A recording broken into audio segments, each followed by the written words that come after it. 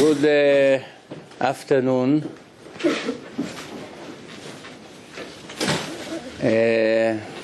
I'm glad that I have the opportunity to come speak here in Yeshiva. And feel free if you have questions that you want to ask me. Now it's your opportunity.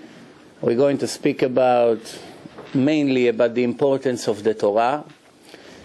And I know that kids in your age, anywhere from 9 to 12th grade, this is a very crucial period of time in the life of a person, especially the life of a Jew. It's not only being a teenage, growing up and becoming a man.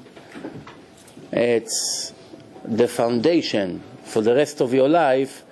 Is now the time to set it in a correct way. It starts since a person becomes bar mitzvah, but still in this generation, people in the bar mitzvah age are still very young. In the old generation, people used to get married at age. 2,000 years ago, age 13, people already got married. They had businesses, they worked, they were farmers, they had animals, they took care of them. They were very mature. Today, kids in this generation, what do they know how to do? Besides reading Hebrew, they know how to play Game Boy. That's what's on their mind. Stupid things, play games. You understand? So, people age 13, they're not 100% mature. There's a lot more to go, age 13. But when they become 16, 17, 11th grade, 12th grade, this is a very, very important time in the life of a person. Now I know some of you may think, there's still time. I can be tzaddik when I be 22, 23. There's no rush right now. Right now all I care is about basketball, my swimming lessons, my karate class, all this nonsense that kids have in their mind, thinking there will be time one day to make tshuva, to become a tzaddik, to start learning Torah serious. So let me assure you that it's a big mistake. All the people who think that way, they will understand the mistake in few years. Now you have to know, some mistake in life a person can correct. Some mistake there's no way to correct. I'll give you an example. If you drive to a certain place, let's say you have an interview to get a job, and it's supposed to be exactly 11 o'clock in the morning. And your exit is exit 5. There's heavy traffic, very heavy traffic on the highway. 1,500 times you look at your watch. When will I get to the exit? I'm running late. Well, finally, you got disturbed, phone call, something, you miss the exit. Mistakes like this cannot be corrected. Why? Now you have to be another 5 miles on the highway with bumper to bumper, then to make a U-turn, to go all the way back. By the time you get back to where it's supposed to be, it'll be 12 o'clock already. You missed the interview. Maybe it was a great job. It will set you up with very good income. Your whole life will be different. Now you missed it. There's no way to correct. That's called me'uvat lo yuchal litkon. Avar zmano batel korbano. You missed the opportunity that you had. It will affect your entire life. But not only in this life. It will also affect you in your next life. And the next life. And the next life. Forever. Because it's all a chain reaction. You don't have an idea yet because you're young, but all of you are here for a reason. Hashem didn't put you here to be monkeys. If He wanted you to play basketball, to eat, to have a wife, to have one day children, He'll make you a chimpanzee. He wouldn't have to make you a Jew with intelligence, with ability to understand, to learn, with a free choice, to be tzaddik, to be rasha. The animals, it's like robots. They get up in the morning, they go, they eat, they go to the farm, they have nothing to worry about, they don't have mortgage to pay, they don't have to learn, they don't have to read Rashi, nothing. What do they do all day? Laying down in the sun, eating, trying to protect their life from all the cruel animals around them, and that's their life. If that was the purpose of life, Hashem would make us animals. He wouldn't make us such a sophisticated thing. Memory, psychology, brilliance, all these things that we see, choosing this, choosing that, it's important. Based on the machine, you know what was the plan of the designer, right? You see a car. Not each car was designed for the same thing. If you have all these Ferrari race cars, when they design them, it's not for family. It's designed for one driver, for racing. That's how they made a car. Special cuts, special engine, the engine is in the back. Everything was taken into consideration. But when they make a minivan for a family, they're thinking about different things. So they make it different. It's slower, it's more secure, there's more room, etc., etc. By looking at yourself, you know what Hashem wants from you in life. The truth is that if a person will think about what's going on in his life, even without knowing one word of Torah, he would choose the right direction. If he will really analyze his life and see why Hashem made me here, what does he want from me, why I'm here, why I'm there, what's going on with my life. By looking at his situation, he would already know, if he really wants to know, what's his direction. But Hashem had mercy on us and He made our life very, very easy. He gave us Torah. Torah in Hebrew means instruction. Torah, it comes from the word ora'ah. More also comes from the same word. More is a teacher. It's all connected. Instructions. Giving us a manual, which is the Torah, with instructions for life. How many people in the world that's searching for God can say that they have a book with instruction directly from the Creator of the world? How? Only 13 million people in the whole world is the Jews. Nobody else can say that. All the goyim with their nonsense, with all their books that they made up, full of mistakes, full of very foolish things over there, they are dying to be close to Hashem, but they don't have the right direction. Unless if they find Judaism and they convert, that's a different story. But us, we were very lucky. Each one of us is a prince. We're born in a palace of the king. We are not even 1% of 1% of 1% of the population in the world. It's close to 7 billion people. How much is 13 million from 7 billion? We are 0.01% of the people in the world. And the whole world is made for us. And that brings a lot of responsibility to our life. If you are the most important soldier in the army, right? Like in the army, not every soldier is equal. Some soldiers, they write papers. They like officers, they sit in the office, they get messages, they give it to the commander. Every fool can do it. You don't need to be a genius. But some soldiers, they are very talented. They spy, they speak Arabic or Farsi, they listen to the enemy, they know all their secrets. If they open up their mouth, they can destroy the state of Israel. The whole weight of the whole country is in their pocket. If they want to be betrayed, they'll make such a damage, it will take 100 years to recuperate from that. We, as the Torah learners, not enough only to be a Jew. From the 13 million people, how many has the opportunity to sit most of the day and be busy with the book of God? Children like you, and adults that are avrechim sitting in the Torah, Toratam Omanutam, which means that's what they chose to do in their life. They are the top of the top of the top of everything that happens here. That's why it's very, very big responsibility. I'll tell you a short story for you to understand how important is every second of your life. You may not understand that, but maybe today we'll be able to understand it better. There used to be a very big tzaddik, very big chacham. His name was Rav Ben Zion Abba Shaul. He was the biggest Sephardic Rav in the world until 11 years ago, when he passed away approximately 10 years ago. And not only that he was a very big chacham in Torah, he was also the biggest Kabbalist in the world. And he was hiding himself, not trying to get publicity and to become famous. He was doing everything he can to hide himself. And one time he was walking towards the yeshiva, and he saw one of the Talmidim is standing and reading an ad that was on a wall. Reading. There will be an event somewhere, one day. He's reading the news, whatever they put on the wall. So right away he ran to him, he grabbed him by the hand, run, emergency, quick, run after me. I was an older person. The boy got very nervous. Now he wasn't a boy, he was already an adult. He started to run after the Rav. You see an old person running, he wasn't a healthy man, so quickly he ran after him. He runs, he make a right, make a left, he sees that he's running to the yeshiva. He runs into the yeshiva, he ran quickly, he said, sit. He ran, he got him the Gemara, he put the Gemara in his eye, he said, Kadima, learn. It's an emergency, learn. The guy,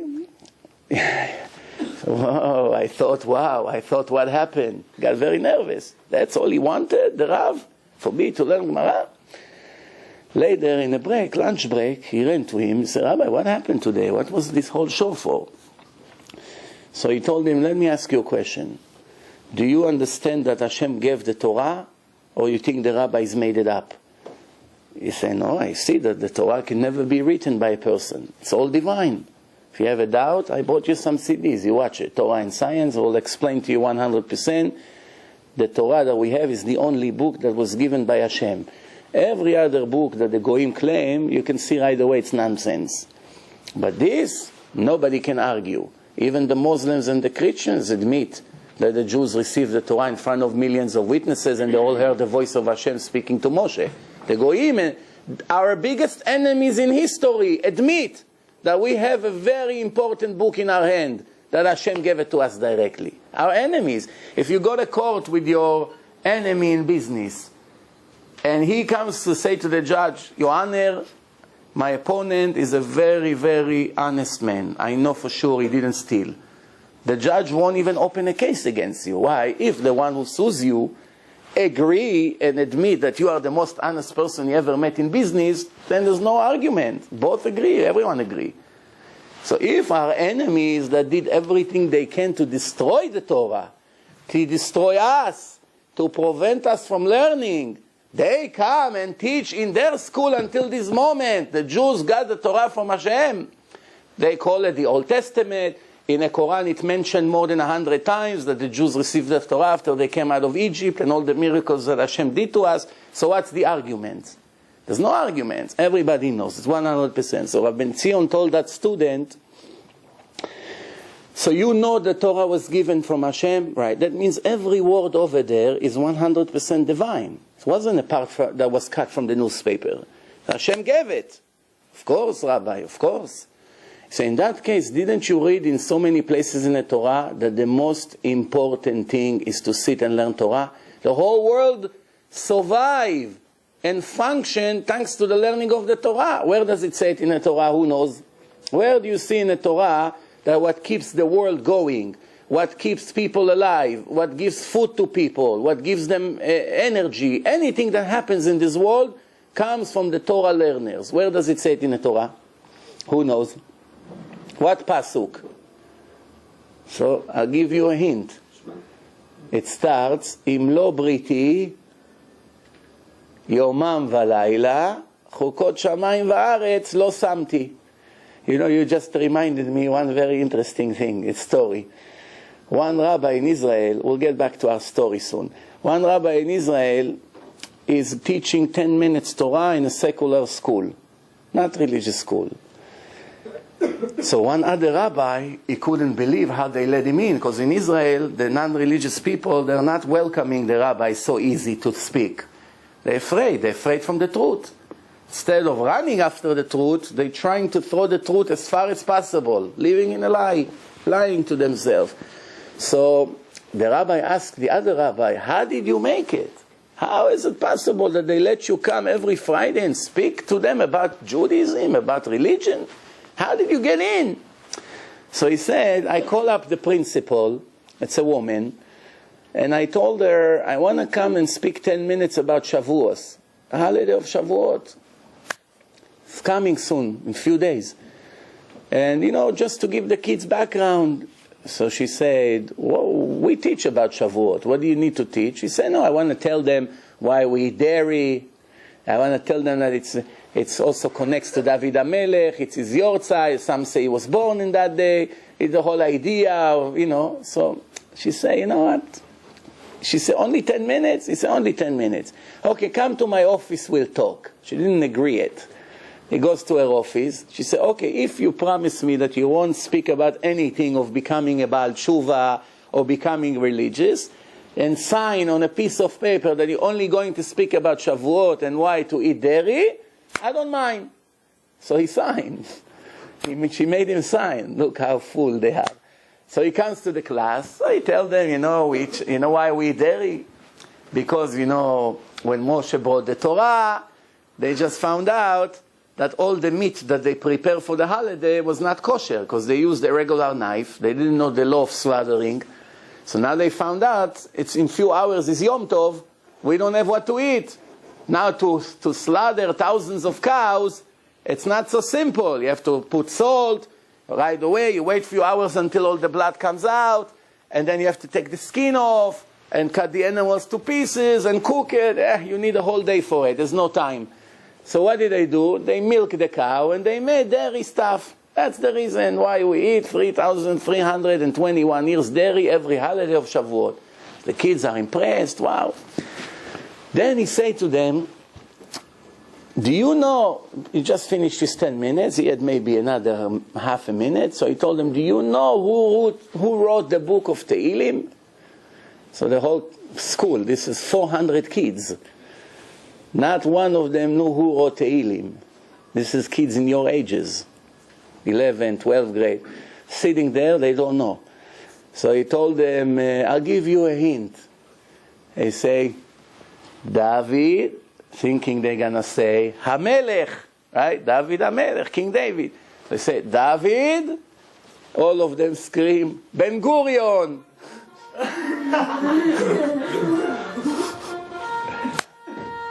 That's his yard side. In Israel, there's a yard side of the important people, they have this music. Come right on time. So anyway, so the Mora didn't know where to hide.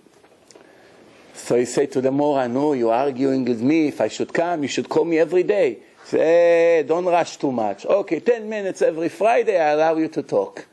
That's how he got in. Showing them that they have no idea what they live for, got him inside. They don't know anything. But Baruch Hashem, we have the Torah, and we know what we live for. So the Torah says, Im lo briti yomam v'layla, chukot shamayim va'aretz lo samti.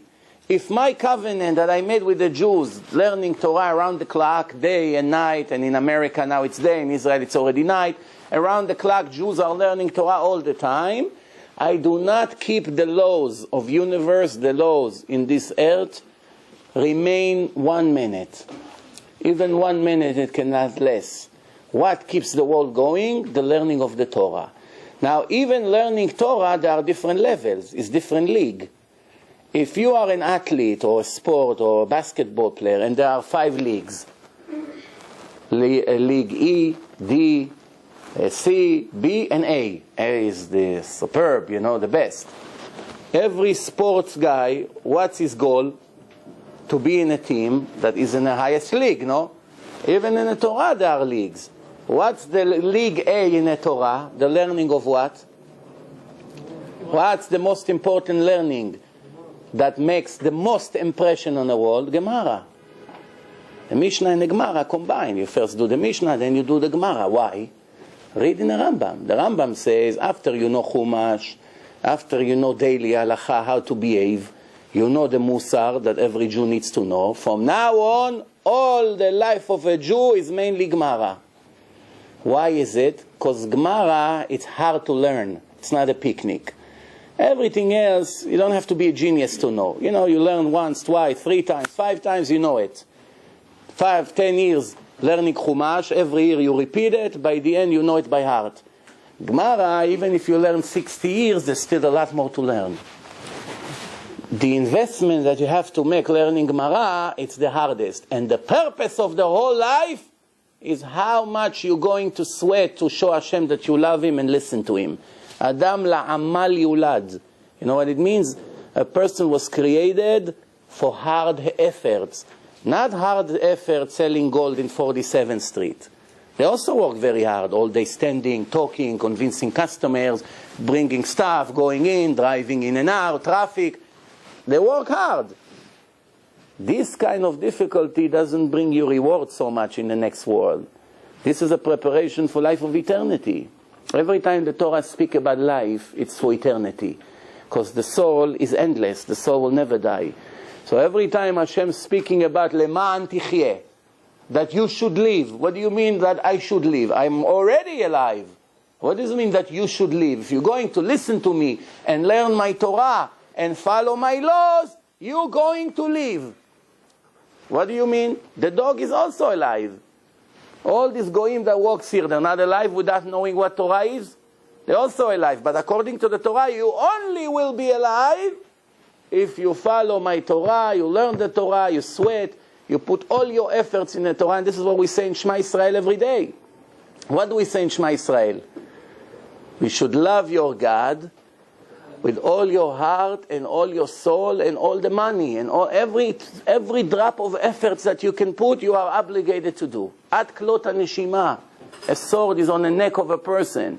The Rambam writes that even a person that is in the last hour of his life connected to machine, or a person that have leprosy, or a person that have 20 kids at home, he has to feed them, and he has to knock on doors all day, beg people to give him dollar, until he brings enough food to feed his children. If not, they starve to death.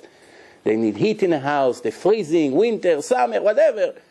Somebody like this has time to learn Torah? All he wants, another day, if I don't get enough money, my kids will starve. The Rambam writes, this is the halacha, this is what we read from Hashem in Har Sinai. Even a person like this must learn Torah every day. Same thing, every person must eat every day. If not, he dies. 2 or 3 days you don't eat. That's it. So you must eat. It's pikuach nefesh. ונשמרתם לנפשותיכם. You have to watch your health. You have to watch your life. If a person kill himself, commits suicide, is judged as a murderer. That's his punishment in Shamayim. Like he murdered somebody else. So you cannot come and say to Hashem, I didn't kill anybody else. I wanted to kill many people, but because of you, I never did it. But to kill myself, you judging me as a murderer? Of course. What do you think? Your life is yours. It's a loan that I gave you. You have it right now, and then you have to return it. What does it mean, life? I made you a body, and I put your divine soul, which is me. What's your soul? Your soul is me. Every soul is a spark from Hashem. What do you think? It's not something.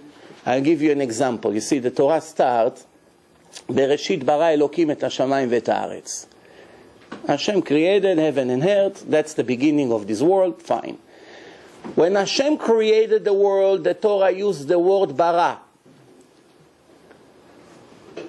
When it comes to us, the world is changed. It's not bara.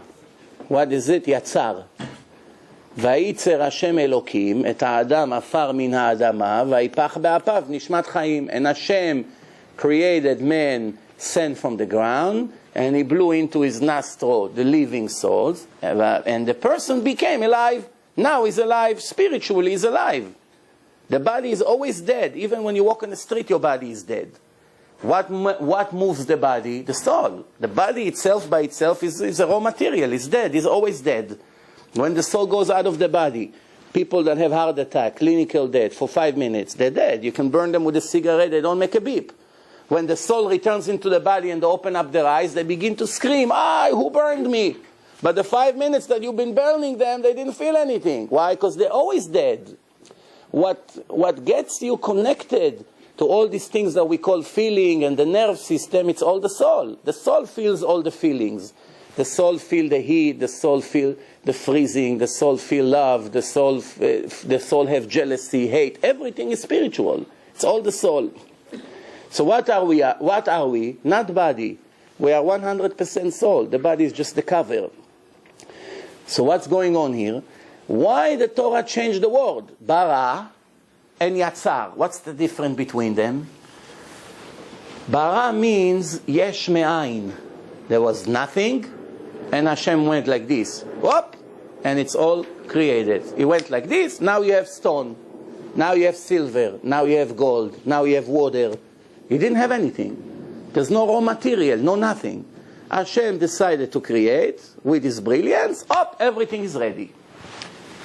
When it comes to us, it didn't say bara. What does it say? Yatzar. What Yatzar means? Yatzar comes from the word tzura.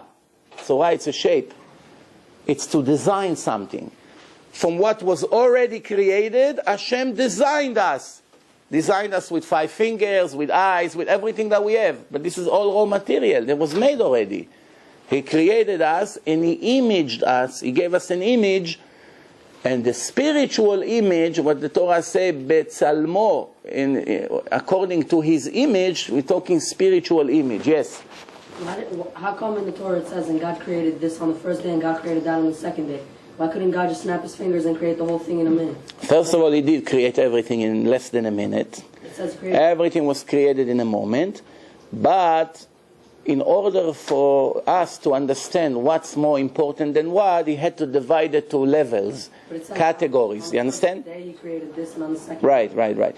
But בראשית ברא אלוקים את השמיים ואת הארץ and everything that is in it. והארץ הייתה תוהו ובוהו. Everything was mixed. Nothing was in the right order. And then in the 6 days, He was putting everything in the right order, separate from the water to the land. And, everything was all in one mixture. It's very difficult to understand the creation because we're not talking about building a building, that you see what they do. It's a very brilliant thing. But one thing we know, that everything that Hashem made was made in less than a second.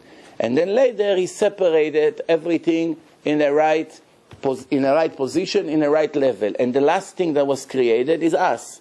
Why? Because everything was made for us. That's why everything was ready for us to come. Now you come, right? If they make a stadium for a team, the team doesn't come to play before everything is ready. They have lights, they have the baskets, they have the floor, they have place for the audience. Now you call the players to come. You don't bring the players while they're building the stadium to stand there. Right?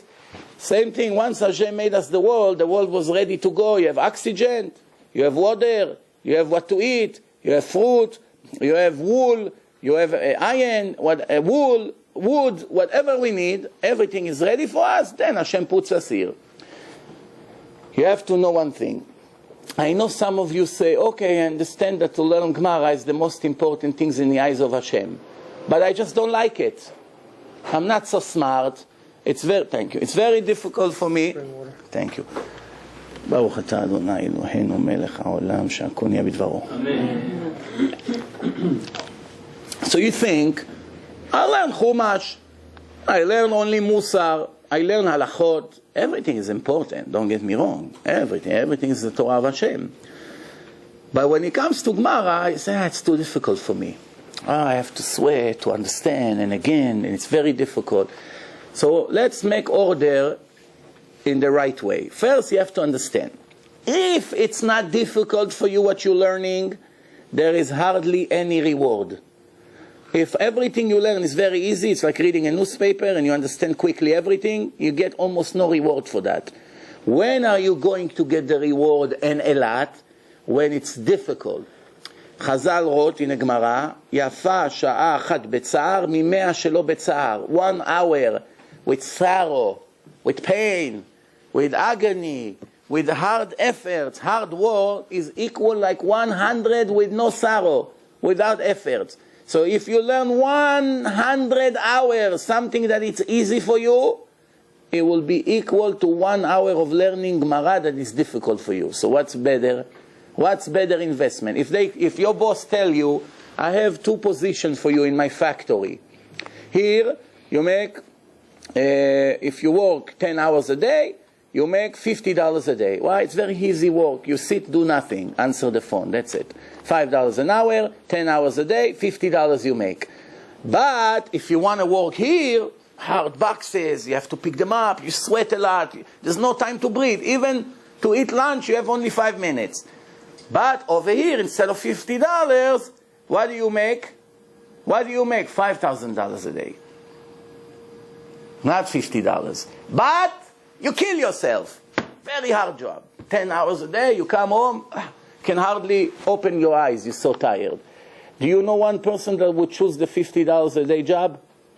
Nobody. Everybody would like to sweat. Why? Because they see cash, see results. Of course, for that I don't mind. One guy, Reuven say to Shimon, Shimon, I need you to do me a favor. You see this bag? It's full of stones, diamonds. Very expensive bag. I trust you. You are an honest person and you're very responsible.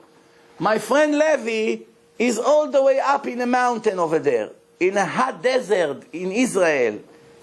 110 degrees, also humid, you're thirsty, and the bag is very heavy. Do me a favor. Go all the way up to the mountain, which takes more than an hour to climb in such a heat, and with such heavy weight, and give it to him, and I really, really will appreciate it greatly. So this guy is trying to be nice, this Shimon, Baal Chesed. You learn in yeshiva, you must be a Baal Chesed. He takes the bag and begin to climb. After 10 minutes that he's dripping sweat, and there's no water, he's thinking to himself, what a fool I am. Why did I volunteer to take this bag now? What do I get from it? His wife calling him up, he takes all his anger on her. Why are you calling in the middle of the day? Leave me alone. She's surprised. What happened? Everything okay? Enough. Then, what happened? After 10 minutes, he sits on a rock, he throws the bag on the floor, he kicks the rocks on the floor, he's angry, he's ready to kill someone now. But the guy who sent him, Reuven, all this time is watching him. You see how every minute he becomes more frustrated. Then after 20 minutes that he's ready to already kill himself, he gives him a call. He takes his cell phone out. Hello? Yeah, it's Reuven. Oh, it's you. Why did I listen to you? Wow, what am I... He said, I'm sorry, I forgot to tell you one thing. Forgive me.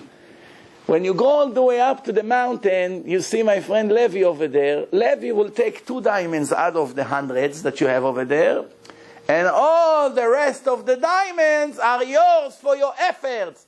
And we really appreciate it. Goodbye. What happened now to this guy Shimon? Takes the bag. It's not heavy anymore. He doesn't care about the sweat. He drinks his sweat. He cares. His wife calls again. You sure you're okay? Darling, I'm okay. Good, you're calling. His whole life changed. He doesn't care about sweating. He doesn't care about how long it left. Why? When a person knows every mitzvah I do, every word of Torah that I learn, I earn so much. I benefit the world. I make Hashem happy. And I help myself more than anything else. I prepare my eternity full of pleasures. Why would it be difficult? When you make so much, you worry about your work? Or when people are frustrated from the work, when they don't get paid. Take the person that is very, very upset from his job. He hates it. And he makes $100 a day. Tell him, listen, I want you to stay to work. Instead of $100 a day, you're going to make $10,000 a day. $10,000 a day. Same job. He doesn't hate his job anymore. Because the job is the reason that he makes so much money. That's what the Torah says. רצה הקדוש ברוך הוא לזכות את ישראל, לפיכך הרבה להם תורה ומצוות. Right? Hashem wanted to merit, to benefit his children, the nation of Israel, not to punish, not to make their life bitter, no, or difficult for no reason. To benefit.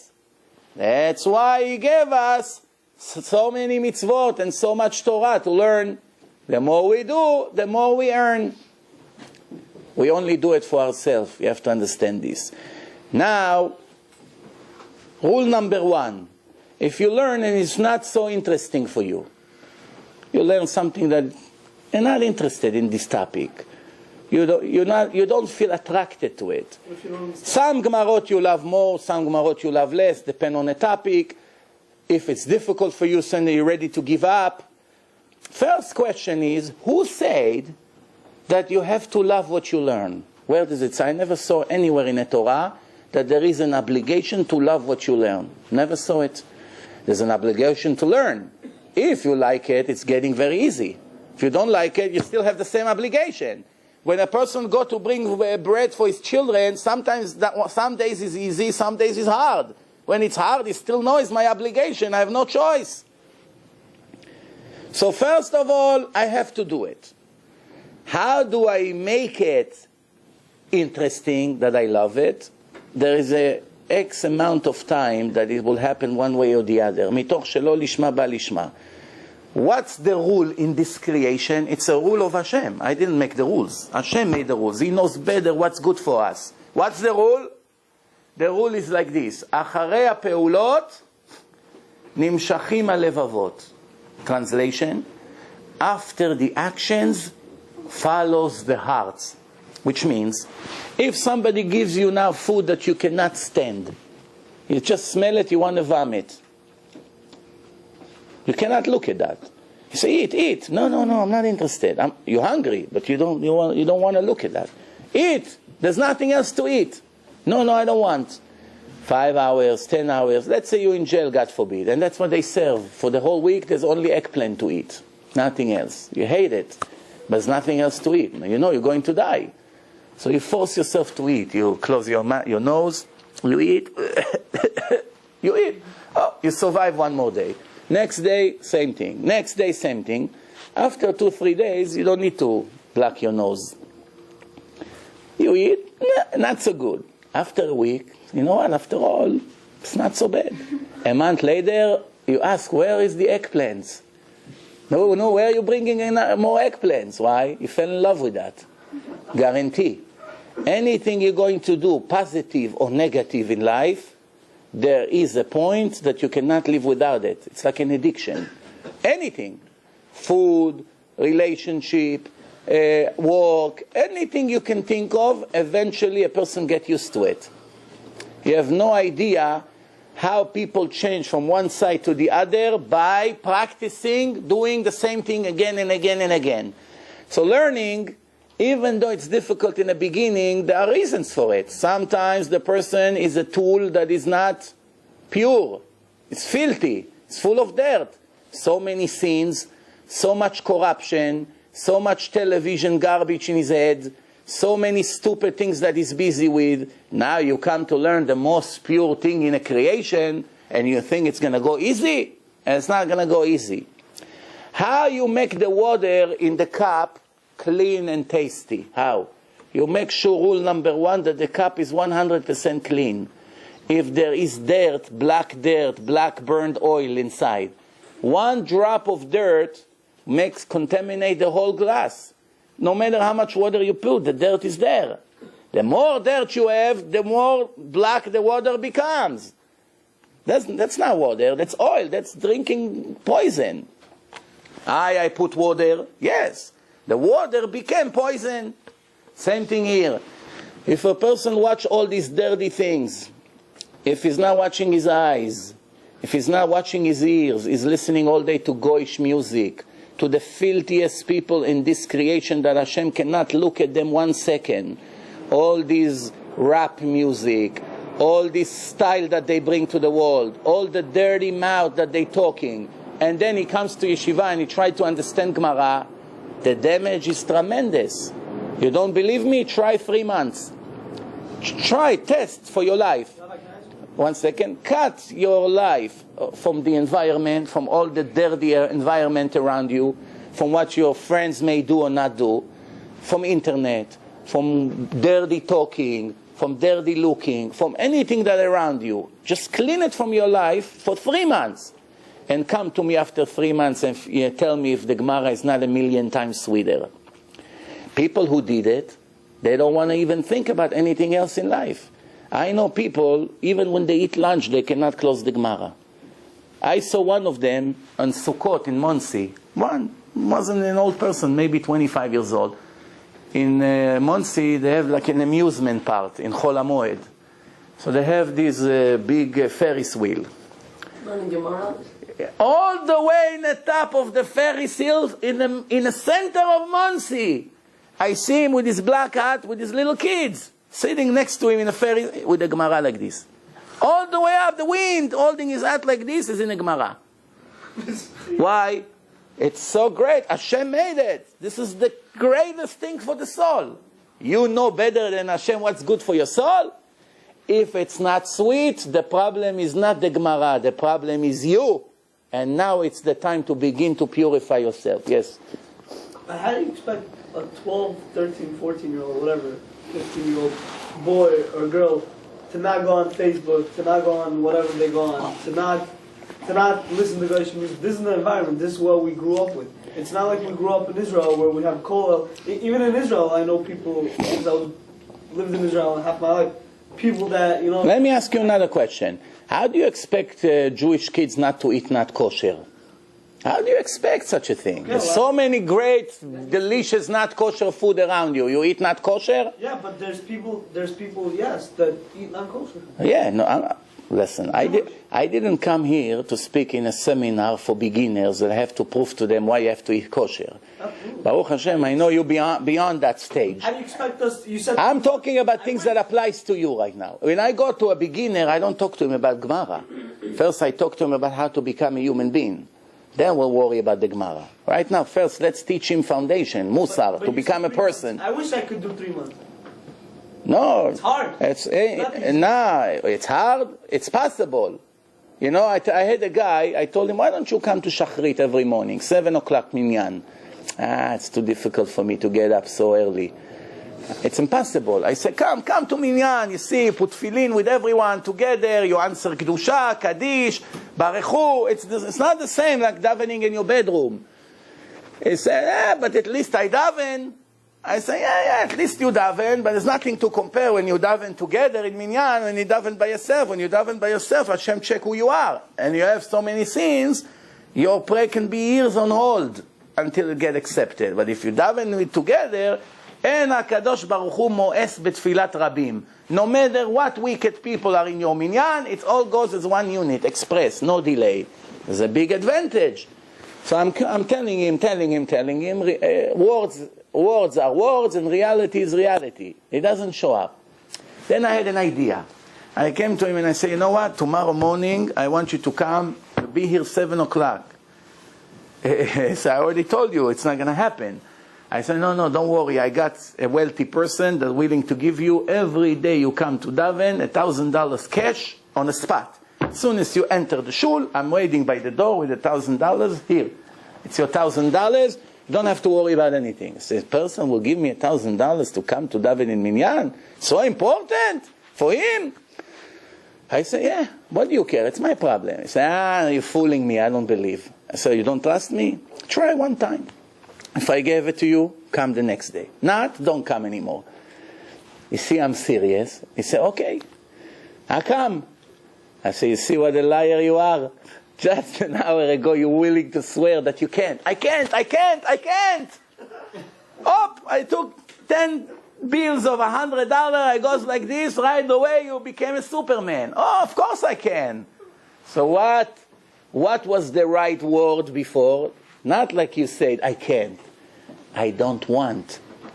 The sins is too delicious sometimes. What about Hashem? Ayin ro'a ve'ozen shomat ve'chol ma'asecha b'sefer nichtavim. There's an eye who watch over you, the ears who listens to you, and everything you do is registered in a book of God. I'll tell you 2 stories before time is running out. First story, one time a person wanted to make a sin. So he was about to make the sin, and a goy passed by. He doesn't know him. Boy was jogging.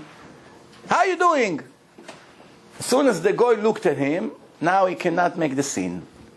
Even though the goy disappeared already, he's thinking soon they will say on the news that somebody made that crime, and that goy will see it, and no, it's me. Even though I will never have to see him again. The fact that somebody knows that it's going to be me already make me embarrassed enough. I say, you know what, I'll go somewhere else that nobody sees me. Let's do it somewhere else. So it stopped him from making the crime. Then he goes somewhere else to make the crime. What does he see over there? A little kid. 3 years old kid, baby. Oh, just yesterday they made him challah, and he has a nice pay. Oh, comes and he stares at him like this. So he comes to the boy, say, hey, you're not supposed to be here. Go to mommy. So the kid gets angry. No, I want to be here. He gives him a candy. It doesn't help. Whatever he tries to do, the boy is staring at him. Now the boy is staring at him. He cannot make the crime. What crime? Whatever the crime is. Then the next thing, he wants to make the same thing. He comes to do it, and he sees a dog. A dog is staring at him now, like 2 black eyes like this. So he tries to push the dog away. He tries to give him something to eat. The dog doesn't move. He wants to make the crime. So the girl said, what's going with you? So he said, no, look at this dog. I cannot get him out of here. She said, I don't care. He said, get out of here. The dog doesn't want to move. I said, okay, forget about it. I cannot do the crime in front of the dog. Then after 120 years, this person died. He comes to Hashem to his trial. How long is the trial? 1 year. Why we say Kaddish on a person for 1 year when he dies? Because every beep that you ever make in your life, in hidden rooms or in a Facebook or in anything like this, is going to be displayed in a court of heaven. Nothing you can erase. That's if you make 100% tshuva. Tshuva, it's a wonder. Tshuva can clean your files. Deleting. 100% delete. Psh, nothing. It's not there anymore. But it takes time. You don't go like this and become Rabbi Akiva, yeah? It's many, many years of hard work to make tshuva. So a person stand in front of Hashem and Hashem turn his video on HD for sure. And the person see the story with the goy, with the kid and the dog. And what's gonna be the answer of Hashem to this? Hashem will say to this person, Lo alenu, kfui tova, you ungrateful person. I am worse than a dog in your eyes. In front of the dog, you couldn't make that scene. The dog was staring at you, you got nervous. But me, that gives you oxygen and water and money and a wife and children and a house to live and a car to drive, and I make billions of miracles every day for you to be healthy. And everything you ever had, you got from me, you took it from me and you used it against me? Didn't you read in my Torah that I warn you, there's an eye who watch over you, and there's a ear who listens to you, and everything you do is registered in the book of God? What, you erased that from the Torah? Where are we going to hide? That's it. Over there, all the baloney is gone. Now you have to face reality. And believe me, the faster a person makes complete tshuva, the more he invests in learning. You can never become tzaddik without learning. You should know that. Nobody ever became tzaddik unless if he learned very, very serious Torah. I never saw it. Nowhere. En ama aretz chasid. Even a person with a good heart that wants to satisfy Hashem, wants to be tzaddik, technically he cannot be. Why? He doesn't know halachot. He comes to eat, first sin. They know how to do netila. I know people 50 years they make netila, old people. I see them in a shul, they don't know how to make netilat yadayim. They put a little water, half of the... Mamash, almost like mayim achronim. They don't wash their hands. These people have tumah on their hands every second of their life. All the mitzvot they did in their life is with tumah, ruach ra on their hands. Because they never know how to do netilat yadayim. No, imagine. He's religious, weird, yamaka, old man. He doesn't know how to make netilah. I see people 20 years they put tefillin, they don't know how to put tefillin. It's either in their forehead or it's in the other side of the hand. Older people, not little bar mitzvah kids. Why? They never learn. They never learn. They saw in the first day how people put tefillin. They didn't understand that if it's here it's good and if it's here it's not kosher. It's like you don't have tefillin. Finally, he wants to eat a kosher meal. He eats lettuce, broccoli, thousands of worms. He doesn't know what's going on. So, if you do not learn, there's no way to be tzaddik. Now I'll tell you another story. You heard about Rav Steinman in Israel? One of the biggest rabbis in the world. Is close to 100 years old, 97, 98. And Rav Steinman went to Lakewood to visit Rav Kotler, the Rosh Yeshiva of Lakewood. When he came to stay there for Shabbos, he was in his house for Shabbos, they're sitting in a Shabbos table, he paid attention that inside the wall unit, next to all the silver, all the menorahs and everything that he has over there, he has inside a pair of shoes. You ever seen a wall unit in a Shabbos room, shoes inside the wall unit? Not only pairs of shoes, not brand new shoes. Very, very old shoes, very, very out of style, ripped completely and full of dust. That's beautiful. Beauty, mamash beauty. So he couldn't hold his curiosity. So he asked Rav Kotler, what are the shoes doing there? Has to be a reason. He knows Talmidei Chachamim, they never do something without a reason. And it has to be a deep reason. So that's why I asked him, why the shoes are there? Let's learn something from this story.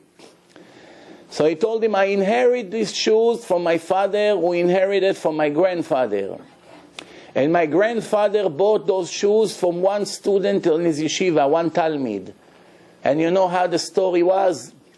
In Europe, there was a war. The yeshiva, the area where the yeshiva was, bombs were falling a mile away, half a mile away. Bombs. So all day you hear shootings, airplanes, tanks. The Rosh Yeshiva, if I remember correctly, his name was Rav Meltzer. He's his grandfather from his mother's side. He got panicked. He has kids your ages, and it's a very big yeshiva, I don't know, 80, 100 Talmidim. He's afraid if somebody get hurt, the parents will hold him responsible.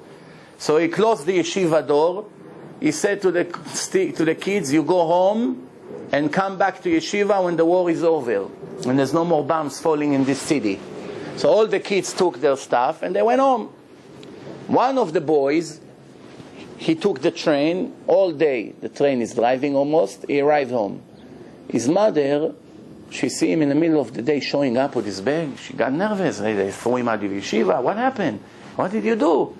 He said, nothing. Everything is fine. There's a war out there. The Rebbe doesn't want to be responsible for our lives. He said, come back when the war is over. So the mother, she was a very strong, righteous woman. So she said to him, what kind of Rebbe is this? He doesn't know that if there is a war, the only thing that can save a person is learning Torah. All of them together, that's much safer there than being here. He said, what do you want me to do? I'm only a kid. I'm going to argue with the Rebbe. He sent us home. He said, I don't care. You go back to yeshiva. So he told her, how am I going to go back to yeshiva? I don't have money for the train. People were very poor. It's not like today. You have no idea how lucky you are that you have the zchut to sit and learn Torah in yeshiva. 2 generations ago, 50, 60 years ago, if a family had 7 kids or 10 kids, maybe 1 or 2 of them went to yeshiva. The rest, as soon as they became kids, they sent them to work like slaves to help the family. They couldn't afford to send all of them to yeshivot. There are kids that didn't know how to read and write. When my grandparents and all my uncles and this, when they came to Eretz Israel, almost none of them knew how to read and write. They couldn't afford to go to yeshivot in Iraq or in other places. When they came to Israel, even the most religious people, the grandmothers, they didn't know to read or to write. Nothing. Why? They grew up, that's how it was. Maybe in Europe, they had more opportunity to go to learn. But in the Middle Eastern countries, it was very difficult. A kid that they saw that is in 5th or 6th grade and is not so brilliant, right away they send him to work. That's how it was. Today, even kids that are not so talented in learning, Baruch Hashem, they have opportunity to learn Torah. It's a very, very nice gift. So that kid is returning now back to yeshiva, but how? He has to walk a week with his heavy bag, 50-pound bag on his head, like this, to walk a week to yeshiva because they couldn't afford the train. After a week, since he was sent home, he shows up in yeshiva and the Rebbe is sitting there alone in the darkness, like this with a lamp, and he learns Gemara, and all of a sudden you see the boy walks in. So he said, what are you doing here? You didn't go home? So I went home. So what happened? My mother sent me back home to yeshiva. He said, so why it took you a week to return? He didn't understand what's going on. So I walked. I couldn't afford the train. We don't have money. And I had to walk. My mother said I should be in yeshiva and it's her responsibility, not yours. You should relax. So he felt so bad, the Rebbe, that the boy had to walk, supposedly because of him, for 1 week. 1 week. So he told me he saw his shoes full of dust and they're all ripped. I wanted to help him financially. So he told him, let me ask you a question. Would you do me a big favor? I will appreciate it greatly. Can I buy those shoes from you? I'll give you a lot of money for that. like, I don't know, 300 ruble, whatever it was. It's enough for you to be 1 year without worry about money in yeshiva and learn and don't worry. You go, you buy yourself new shoes somewhere, and I'll buy these shoes from you. What can he say to his Rebbe, especially when the shoes are all ripped? Anyway, he has to replace them. He gave him the money and he bought the shoes. Before he died, he gave it to his son, who gave it to his son, and now it's in Lakewood, those shoes. If you ever go to Lakewood, go and see them inside his house, in the Rosh Yeshiva of Lakewood, inside his wall unit. Now, this is the story. Who was this boy? Do you know who was this boy? Until 10 years ago, who was the holiest and the most important person in the whole world? Sfaradim, Ashkenazim, Yemen, for everyone. Everybody knew. He is the top of all the authorities. Even higher than him. Rav Shach. Everything the Sfaradim has, he started. All the yeshivot of the Sfaradim, he put Shas in the Knesset, and they started Shas, Deri, and Rav Ovadia later came in. Rav Shach, the biggest, 108 years old. Rosh Yeshiva of Ponovich, the most important yeshiva, Rav Shach. The Manhig HaOlam HaCharedi, even in New York Times, they made an article about him. That he decided what 500,000 religious people will vote for the Knesset by his words. They eliminate their opinion. He said to vote here, they all vote here. He said to vote here, they all vote. They didn't understand how an old man like this, that doesn't even have television or radio at home, by one word that he say, everybody listened. They wanted to know what's going on. Rav Shach, you do not become Rav Shach just like that. Today we have the same case, Rav Eliashiv. 60 years standing by stander from morning to night, 18 hours a day, non-stop, on the same stander, the same place, 60 years, is 101 years old now. You don't become the top Moshe Rabbeinu of the generation with Facebook and all the nonsense out there. So you have to make a decision. What do you want to do? You want to be a shoe repair? You want to sell silver, gold? That's your goal in life? This is where you're heading to? You want to be a lawyer? What do you want to be? This is what you're after? Or you want to be a real servant of Hashem and earn eternity? Now, in case you don't understand what does it mean eternity, let me explain to you. If you take all the pleasure of all the people in this generation, what pleasure? Money, food, desires, hobbies, sports, fancy cars, women, anything you can think of, added together, of all the generations from the time Hashem created the world until this second, of all the people who ever live here combined, the pleasure, what you're dreaming about supposedly, this fun, like the kids say, we want to have fun. Take all the fun, combine of 5,770 years combined of billions and trillions of people, will not be equal to 1 hour of the reward of one of you if you learn Torah serious and keep the mitzvot like Hashem expect. 1 hour of your reward after your soul exits the body and goes up there, and Hashem puts you in your place over there, the pleasure, the fun, the real fun, a divine fun, not nonsense fun, illusions, a real fun. The fun over there, 1 hour is better than everything combined. Where does it say it? יפה שעה אחת של קורת רוח בעולם הבא מכל חיי העולם הזה. 1 hour of the pleasure, of the satisfaction in the next world is greater than this entire world. It says that in the Torah? Yeah, it says in the oral Torah. Oral Torah, Gemara. יפה שעה אחת קורת רוח. That's it. That's what Hashem told us in Har Sinai. In case you ever wonder if the oral Torah is equal to the written Torah in the level, so I have news for you. if the Goyim will put a gun to our head now and say you have to give up one of your Torahs, you have the written scroll, 304,805 letters, this is the Torah, or you have to give up the Gemara and the Mishnah, which is the oral Torah. One of them you have to give up, if not we kill you. Which one will have to give them? We have to give them the written one. We have to keep the Gemara and the Mishnah and the Shulchan Aruch, which is the oral law. Why? If we will forget about the historical part of Judaism, it's a disaster, but will still remain. If we forget about some of the stories in Abraham and Sarah, it's a hole in our intelligence, but we still remain as Jews. If we forget one chapter of the Mishnah, we can never practice the Torah. Where all the laws come? From what? The oral laws. Now you have to know one thing. From 613 mitzvot that we have 1 minute less, so from the 613 mitzvot that Hashem gave, why Hashem gave 613 mitzvot? Not why 500, 600, 700, why? Because the body has 365 ligaments, 248 organs. For every organ in a body, there is a positive mitzvah. Mitzvah taseh. You should do, you should do, you should do. 248 times you should do. Each you should do connects to one organ.